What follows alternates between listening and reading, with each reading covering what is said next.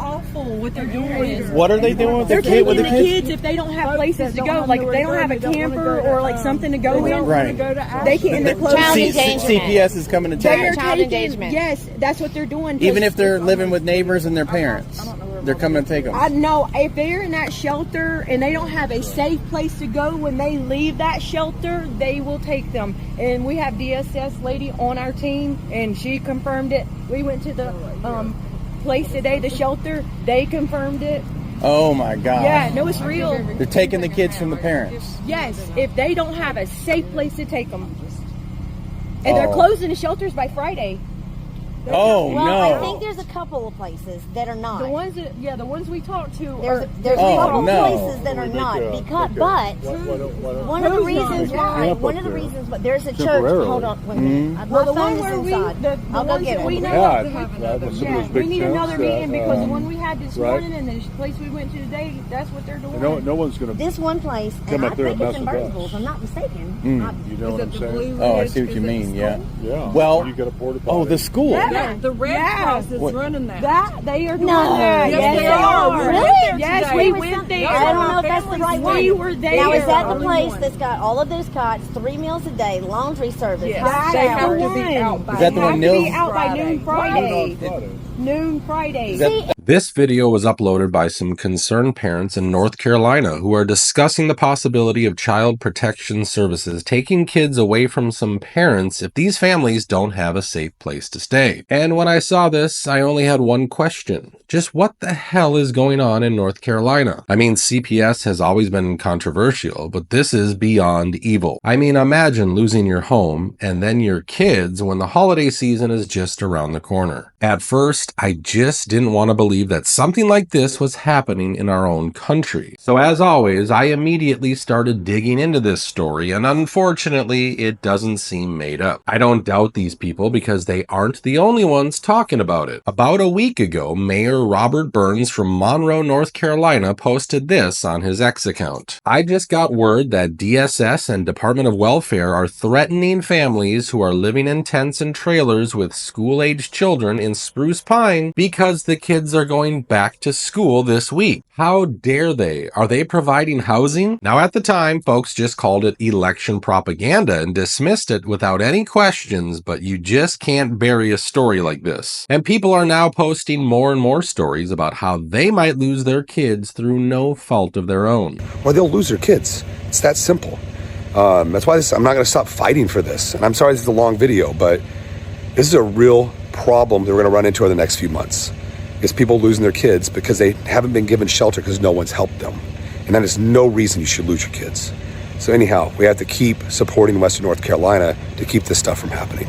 The guy you just saw is not a politician. His name is Sean Hendricks, and he's a survival expert who's been doing a lot to help the people who have lost everything in that storm. That's why when he says that people are expecting to lose their children, we should believe him and we should be angry. We are living in the richest and most powerful country in this world, and we haven't really provided any housing to these survivors, and now we're threatening to throw them out of the shelters and take away their kids. This is absolutely sickening. And what's making people even more angry is the fact that people like Sean are facing difficulties, even when they try to help others with their own money or donations from the community. So I kind of get why this lady is having a meltdown. I don't want to spread misinformation, so I got a hold of my family and I got a hold of friends that live in that area, in Yancey, in Spruce Pine, up in Burnsville, and I asked them, I said, please, for the love of God, tell me that this is not true. It's freaking true. So I'll give you one instance that I know of that my friend saw with her own eyes. It's a small trailer park, okay, in Spruce Pine. Looks like it did day one all this happened. Nothing's been done. Nobody's been there to help these people clean up, okay? My friend and her community are doing everything they possibly freaking can to help these people. So she tells me that FEMA and Red Cross pull out of the area, right? Which is fine. They weren't doing anything anyways. They were just taking up space. But as soon as they pull out, DCS comes in and starts evaluating these parents and starts telling these parents, if you don't get adequate housing, we're going to have to take your kids into state custody. DCS, explain to me how this is going to happen. Explain to me. Because every time we try to bring a tiny home, an RV, something for these people to live in, they get stopped. They're trying to make them have certain requirements. They're trying to give them restrictions. They're trying to make them get permits. Like, what in the hell? And then on top of that, explain, do you understand that ground, that land is saturated, it's unstable. So you're very limited on where you can put, if we get anything for these people to live in. Where are we going to put it? Now, even though the mainstream media has stopped talking about North Carolina, it doesn't mean the devastated communities have gone back to the way they used to be. The damage is still there, and this clip just goes to show that we still need to force the government to help these people. People keep asking us how it's going in North Carolina. Well, this is how it's going. Entire neighborhoods are washed out. Entire towns have been destroyed. The Appalachian people are resilient, but they need your help. We can't forget them. Winter's about to set in, and people are still displaced from their homes. And while we're talking about North Carolina, I would like to share some other stories as well. Apparently, the land grab is in full swing, and if we're to believe this guy, it looks like they aren't just trying to hide their dirty tactics, but also the true scale of devastation. Some of the news of people who lost everything in Burnsville, people who lost everything in Swannanoa, was this. Listen to this. The government has come in, and they've offered them money for their land. $2,500 per person to be exact. They will not allow these people to go back on their land, the ones that lived, okay, to go build. They're saying you either take the $2,500 check or you get out with nothing. Are you understanding what I just said? The government is buying the land wholesale everywhere, not just Chimney Rock, not Spruce Pine, not just where the mine is going to be. They're buying up in Burnsville. They're buying up in Waynesville. Everywhere somebody where they lost their entire home, the government is confiscating the land and giving them a $2,500 check. It's a statewide land grab. And then the news, the local news just reported that Governor Roy, good old Democrat, Governor Roy, decided that they were going to buy up whole communities that were devastated for pennies on the dollar due to climate change. That was in the local news. So another thing is that people are wanting, they have brought construction companies from all over because the government is not doing it. This is a job for FEMA. If FEMA was actually operating the way they're supposed to be operating, they'd be feeding the homeless.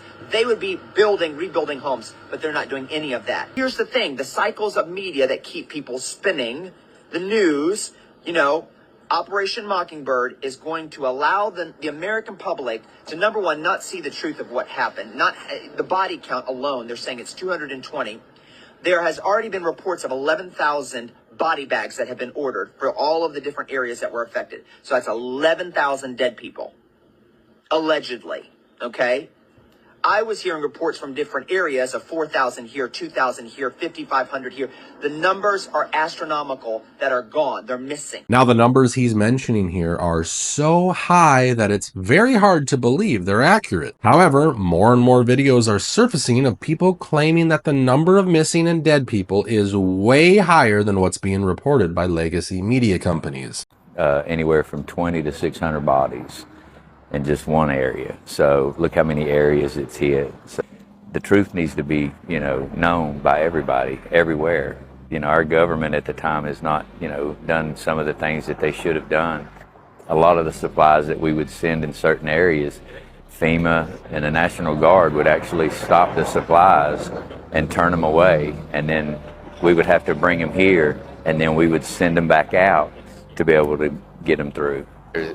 They actually, a lot of families that I've spoke with, you know, they actually were told to evacuate, but they were told to evacuate way too late, because by the time they were told to evacuate, the water was already coming into their homes. And I mean, there was a mother that had children that was getting ready for school, and then the one son was like, "Hey, Mom, the water's in the yard." And then By the time she was still doing what she was doing, the water was already in her house, and then it was her trying to rescue and save her kid. Now, these people might be wrong, but how would we even know? No credible journalist is willing to investigate these claims, and amateurs won't even be allowed to reach many of these communities. So, for the time being, we have no choice but to believe these claims from the local people who are just trying to draw attention to their plight. We should definitely not just trust these agencies blindly because they've lied to our faces so many times, and we'd be a fool to believe any of their statements. I'm sure by now you've heard about the FEMA manager who told her team members to not help Trump supporters who were hurting from the hurricanes in Florida. Now, what's scary is the fact that this lady had the nerve to share these directions through a text message. This shows that she had absolutely no fear about getting caught, which, in my opinion, is a clear sign of the rot that has developed within FEMA and other such agencies. And that's why we simply cannot trust DSS when they deny the claims made by Mayor Burns. Let's just hope we're not looking at another Maui situation where the children go missing and no one hears about it until it's too late.